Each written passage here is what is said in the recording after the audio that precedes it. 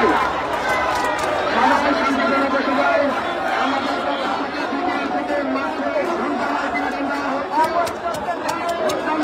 আমাদেরকে ব্যবস্থা দেওয়া হয়।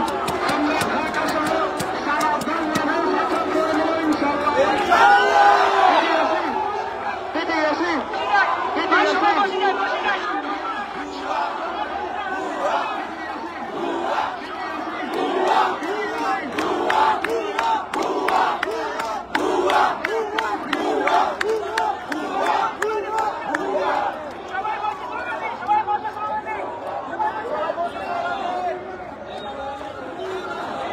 ওই পাশের রাস্তাটাকে বন্ধ করে দেয় ভাই, কষ্ট করে আমরা দুই পাশের রাস্তাটাকে বন্ধ করে দেই।